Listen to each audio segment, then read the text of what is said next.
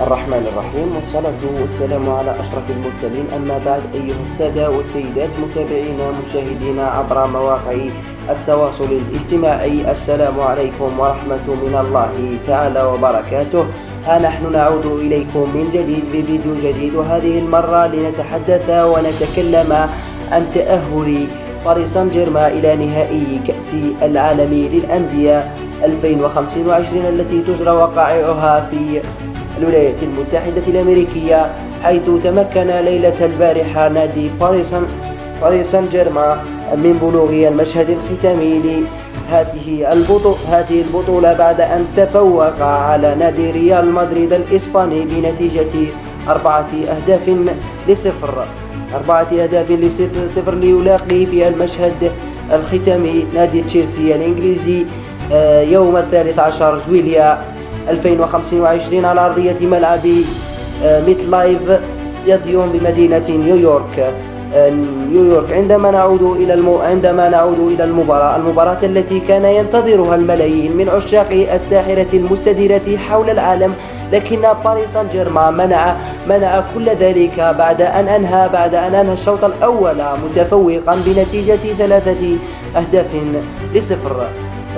عندما نعود إلى سيناريو المباراة نجد بأن نادي باريس سان جيرمان دخل مباشرة في صلب الموضوع، ونادي ريال مدريد ومدربه الجديد الذي كان في مدربه الجديد تشافي ألونسو، الذي كان أمام أول امتحان حقيقي بعدما تولى قيادة العارضة الفنية للفريق، حيث تفوق نادي باريس سان جيرمان على كل الأصعدة، سواء تكتيكيا أو بدنيا أو ذهنيا، في كل نواحي تفوق نادي باريس سان جيرمان. عندما نعود إلى الصراع التكتيكي الذي كان إسباني محض، نعم، ونحن نعرف أن الكرة الإسبانية واقعية جدا، ولويس إنريكي تفوق على مواطنه وعدوه اللدود الذي كان في رقعة الميدان، ومن بعد ذلك ليتحول ويكون من خارج أرضية الميدان، حيث عندما كان لويس إنريكي يلعب لبرشلونة وتشافي ألونسو يلعب لريال مدريد، كان يتقابلان، وهما تقابلا مرة أخرى، ولكن في الصعيد التدريبي، أو ليتفوق لويس إنريكي على مواطنه ويثبت أن باريس سان جيرمان هذا الموسم قوي جدا، ويحصد الأخضر واليابس. الأهداف والمباراة سجلها كل من عثمان ديمبيلي والإسباني فابيان لويز.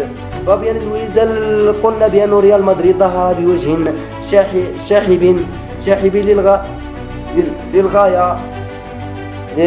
للغاية، وهذا ما سيدخل الشك في أنفس عشاقه الذين تنفسوا السعادة بعد خروج أنشيلوتي وتعيين تشافي ألونسو. لكن هذه المباراة أوضحت الكثير بالنسبة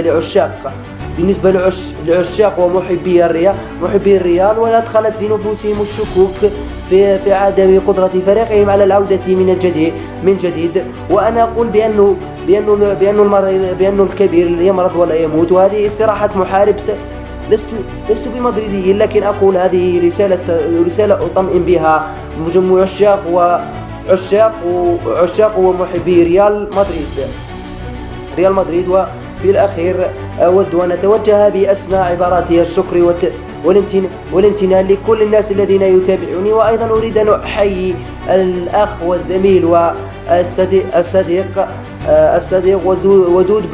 ودود بن بوزيد. والسلام عليكم ورحمة الله تعالى وبركاته. تقبلوا تحياتي، كان معكم سيد محمد الإسلام، وأسأل الله، وفي الأخير أسأل الله العلي القدير أن قد وفقت أن أكون في حسن ظنكم. والسلام عليكم ورحمة من الله تعالى وبركاته. إلى يتجدد بنا اللقاء في فرصة أخرى إن شاء الله.